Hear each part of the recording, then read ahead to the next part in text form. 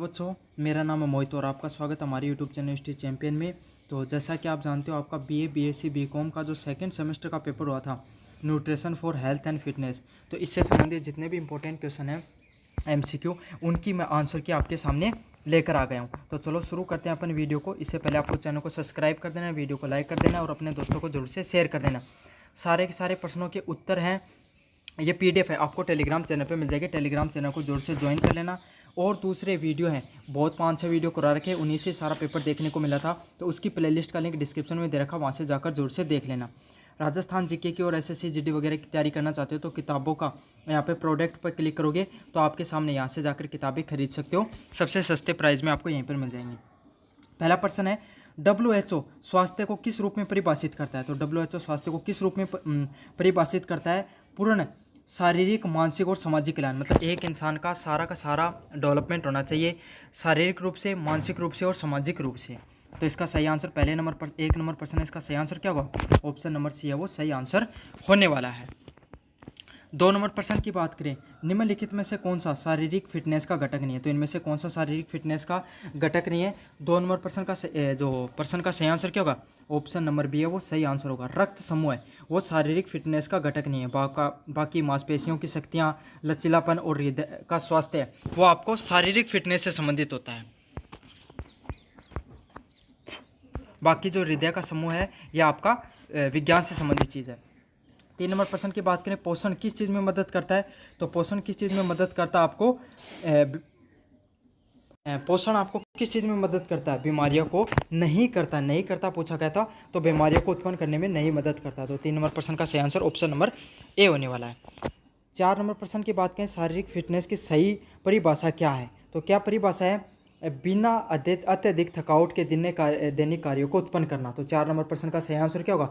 Option number B है वो सही आंसर होने वाला है। सही आंसर ऑप्शन नंबर बी होने वाला है कि आप लगातार कार्य करते रहो, आपके शरीर में कोई प्रकार की थकान नहीं हो। तो 4 नंबर प्रश्न का सही आंसर क्या? ऑप्शन नंबर बी सही आंसर होगा।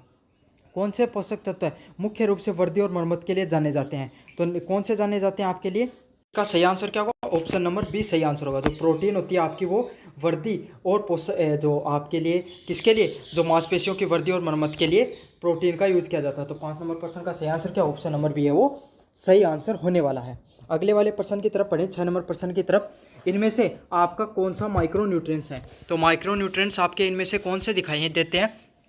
तो माइक्रो न्यूट्रिएंट्स का आपका इसमें से कौन सा होगा? तो विटामिन सी है, ये क्या है? माइक्रो न्यूट्रिएंट्स के रूप में इनको जाना जाता है। तो विटामिन क्या होते हैं? वो माइक्रो न्यूट्रिएंट्स होते हैं। तो इसका सही आंसर जो 6 नंबर प्रश्न है, इसका सही आंसर क्या? ऑप्शन नंबर सी है वो सही आंसर होने वाला है। सकारात्मक स्वास्थ्य का क्या अर्थ होता है? तो एक पॉजिटिव हेल्थ को आदमी एकदम आपको उसका स्वास्थ्य वो बहुत अच्छा दिखाई दे रहा है, तो उसमें क्या क्या अर्थ हो सकता है उसका? पूर्ण रूप से शारीरिक, मानसिक और सामाजिक कल्याण होता है उस इंसान का। मतलब सामाजिक रूप से भी स्वस्थ होगा, मानसिक रूप से भी स्वस्थ होगा और शारीरिक रूप से भी स्वस्थ होगा। तो 4 नंबर प्रश्न का सही आंसर क्या? ऑप्शन नंबर सी है वो सही आंसर होने वाला है।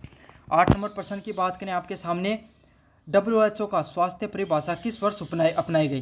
तो 1948 में आपको स्वास्थ्य की जो परिभाषा है वो अपनाई गई थी, WHO के द्वारा, वर्ल्ड हेल्थ ऑर्गेनाइजेशन के द्वारा अपनाई गई थी। तो 8 नंबर प्रश्न का सही आंसर क्या? ऑप्शन नंबर ए है वो सही आंसर होने वाला है। मजबूत हड्डियों और दांतों के लिए कौन सी विटामिन जरूरी होती है? तो आपको पता है हड्डियों की मजबूती के लिए कौन सी जरूरत होती है? विटामिन डी है वो जरूरी होती है, और आपको सूर्य से विटामिन डी मिलती है।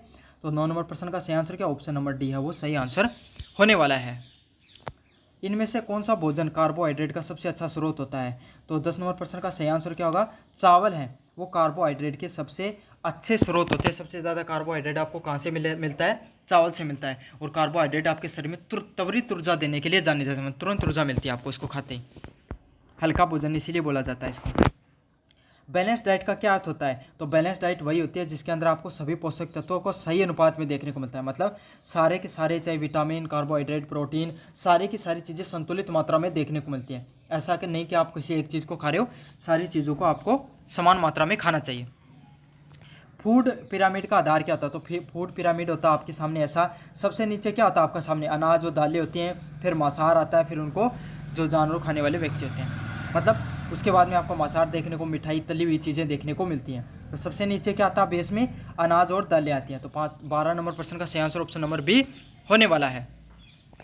किस आयु वर्ग को कैल्शियम की सबसे ज़्यादा ज़रूरत होती है? तो किसको ज़रूरत होती है? बुजुर्गों को भी ज़रूरत है, किशोरों को भी ज़रूरत है और शिशुओं को भी ज़रूरत होती है।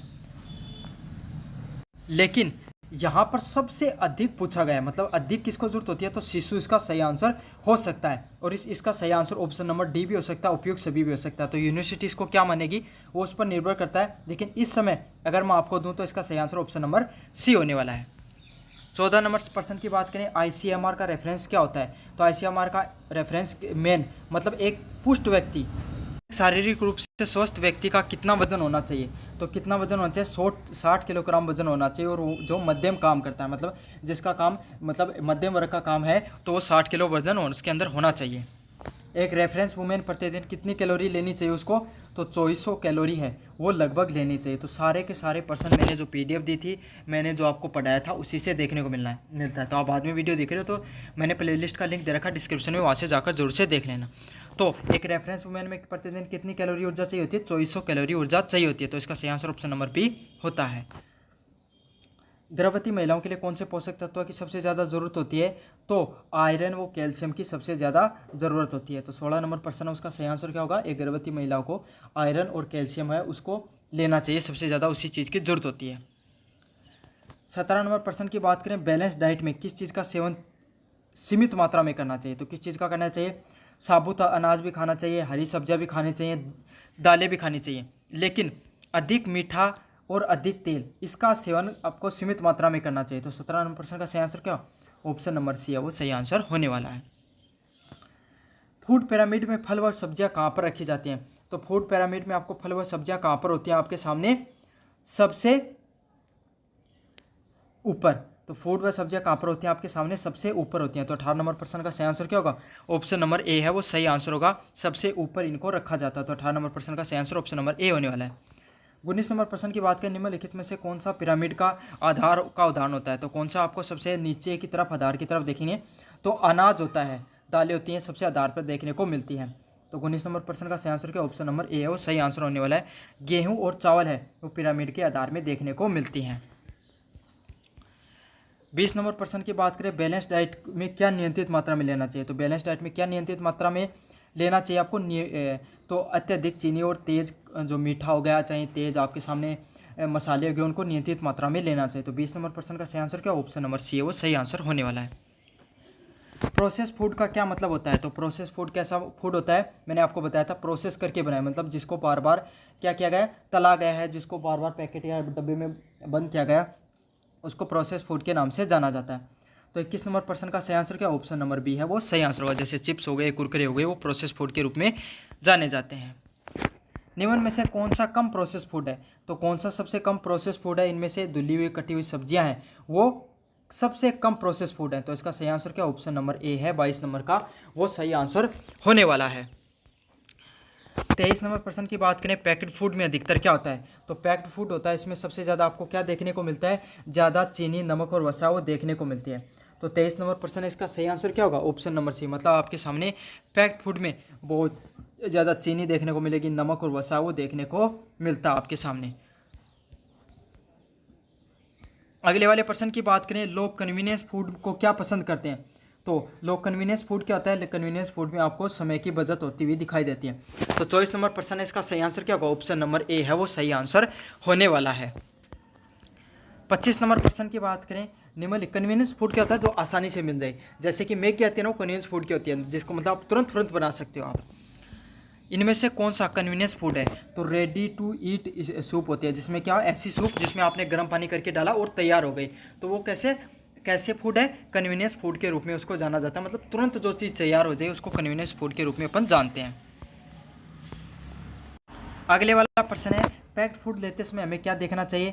फाइबर की मात्रा देखनी चाहिए, शुगर का फैट की कंटेंट कितना, एक्सपायरी डेट क्या है, सारी की सारी चीज़ें हमें देखनी चाहिए कि भाई ये जो अपन खाना खरीद लें हैं इसके अंदर क्या क्या चीज़ें हैं, फैट कितना है, फाइबर कितना है, शुगर कितना, सारा कंटेंट आपको देखना चाहिए, सारे पोषक तत्व। तो 26 नंबर प्रश्न का सही आंसर ऑप्शन नंबर डी होने वाला है।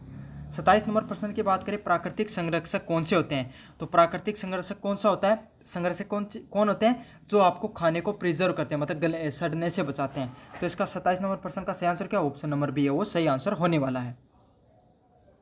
पैक्ड फूड में प्रिजर्वेटिव किस चीज़ के लिए बनाए जाते हैं? तो पैक्ड फूड होता है खाने पीने का, उसमें प्रिजर्वेटिव क्यों मिलाए जाते हैं? ताकि उनका स्वाद और सेल्फ लाइफ है, उसकी जो ज़िंदगी उसको बढ़ाया जा सके। मतलब जो जैसे चिप्स का होता है उसके अंदर नाइट्रोजन कर दिया और जो सोडियम बेंजोएट मिलाया जाता है, तो इससे क्या हो जाता है, नमक वगैरह की मात्रा ज़्यादा होती है ताकि वो जल्दी से गले नहीं, उसके अंदर फफूंद वगैरह जल्दी से नहीं लगे। तो 28 नंबर प्रश्न का सही आंसर क्या? ऑप्शन नंबर बी है सही आंसर होने वाला है। 29 नंबर प्रश्न की बात करें, अधिक मात्रा में पैक्ड फूड खाने से क्या होता है? तो आप बहुत अधिक मात्रा में अगर पैक्ड फूड खा रहे हो तो इसका मतलब क्या है? आप किस चीज़ का शिकार हो सकते हो? आप मोटापे और मधुमेह का शिकार हो सकते हो। तो 29 नंबर प्रश्न का सही आंसर क्या होगा? ऑप्शन नंबर सी है वो सही आंसर हो सकता है। मतलब आप कैसे हो सकते हो? बहुत ज़्यादा मोटापे का शिकार हो सकते हो और मधुमेह का शिकार हो सकते हो, डायबिटीज़ हो सकती है आपको। अल्ट्रा प्रोसेस फूड में से कौन से तत्व होते हैं? तो ट्रांस फैट, मतलब फैट की मात्रा सबसे ज़्यादा देखने को मिलती है, तो बार बार उसको तला जाता है तो उसमें फैट की मात्रा बढ़ जाती है। तो 30 नंबर प्रश्न का सही आंसर क्या? ऑप्शन नंबर बी है वो सही आंसर होने वाला है। 31 नंबर प्रश्न की बात करें, नियमित शारीरिक गतिविधियों का क्या लाभ होता है? तो नियमित जो शारीरिक गतिविधियाँ होती है उससे क्या लाभ होता है? आपका जो स्वास्थ्य है, हृदय है, वो बेहतर हो जाता है। तो इसका सही आंसर क्या? ऑप्शन नंबर बी है वो सही आंसर होने वाला है। आपको आपका हृदय है, आपका जो स्वास्थ्य है वो बेहतर हो जाता है। तो 31 नंबर प्रश्न का सही आंसर ऑप्शन नंबर बी होने वाला है। अगले वाला प्रश्न है, शारीरिक गतिविधियों में कमी से क्या हो सकता है? तो अगर आप कोई इंसान घर पे ही रहता है, ज़्यादा मेहनत नहीं करता है, तो उसको क्या हो जाता है? वो मोटापे का शिकार हो सकता है। तो 32 नंबर प्रश्न का सही आंसर क्या होगा? ऑप्शन नंबर बी है वो सही आंसर होने वाला है। कौन सी गतिविधियाँ लचीलेपन, फ्लेक्सिबिलिटी को बढ़ाती हैं आपके सामने? तो योग करने से आपके शरीर के अंदर क्या फ्लेक्सिबिलिटी है वो बढ़ जाती है। तो 33 नंबर प्रश्न का सही आंसर क्या होगा? ऑप्शन नंबर सी है वो सही आंसर होने वाला है। 34 नंबर प्रश्न की बात करें, गलत खान पान से क्या हो सकता है आपको? गलत खान पान से आपको क्या हो सकता है? आप कुपोषण का शिकार हो सकते हो। तो 34 नंबर प्रश्न का सही आंसर क्या? ऑप्शन नंबर बी है वो सही आंसर होने वाला है कि आपको कुपोषण का शिकार हो जाओगे आप। बैठे रहने की जीवन शैली का क्या मतलब रहता है? तो आप ज़्यादा मेहनत नहीं करते हो, कम चलना फिरना और व्यायाम करते हो, तो इससे क्या हो सकता है? आपका शरीर है वो हिलना डुलना बंद कर देता है। तो 35 नंबर प्रश्न का सही आंसर ऑप्शन नंबर डी होने वाला है। 36 नंबर प्रश्न की बात करें, खून की कमी से कौन सा विटामिन रुकता है? तो खून की कमी से आपके सामने कौन सा विटामिन की कमी हो सकती है? तो आपके सामने जो आयरन और फोलिक एसिड है उसकी कमी हो जाती है। तो 36 नंबर प्रश्न का सही आंसर क्या होगा? ऑप्शन नंबर ए होगा। आयरन की कमी से आपको पता है ना, जो से आपको आरसीबी होती हैं, रेड ब्लड सेल, वो आयरन से बनती हैं। तो जो आयरन और फोलिक एसिड है वो आयरन की कमी से देखने को मिल सकता है। कौन सा आहार समूह को ऊर्जा देता है? तो कौन सा तुरंत ऊर्जा देने कार्य करता है? तो कार्बोहाइड्रेट, मैंने बताया था ना, त्वरित ऊर्जा देने का कार्य करता है। तो इसका सही आंसर क्या होगा? कार्बोहाइड्रेट है, चावल में सबसे ज़्यादा कार्बोहाइड्रेट पाया जाता है। तो 37 नंबर प्रश्न का सही आंसर ऑप्शन नंबर ए होगा। अल्प पोषण का क्या मतलब होता है? तो अल्प पोषण से क्या हो जाता है? इंसान की कमजोर रोग प्रतिरोधक क्षमता वो देखने को मिलती है। तो 38 नंबर प्रश्न का सही आंसर ऑप्शन नंबर बी होगा। अगले वाले प्रश्न की बात करें, 29 नंबर प्रश्न की, कुपोषण से बचने के लिए कौन सा संयोजन अपनाना चाहिए आपको? तो संतुलित आहार लेना चाहिए, सारी गतिविधियों को करना चाहिए आपको, खूब अच्छा खाना खाओ और अच्छी एक्सरसाइज करो, आप कुपोषण से बच सकते हो। पाचन शक्ति बढ़ाने के लिए आपको क्या करना चाहिए? पाचन शक्ति को बढ़ाने के लिए आपको इनमें से पर्याप्त रूप से पानी पीना चाहिए। तो 40 नंबर प्रश्न का सही आंसर क्या? ऑप्शन नंबर सी है वो सही आंसर होने वाला है। तो यह आपके सामने पूरा का पूरा जो पेपर हुआ था, nutrition for health and fitness, तो इसके जितने इंपॉर्टेंट क्वेश्चन है सारे के सारे मैंने आपको करवा दिए हैं। धन्यवाद।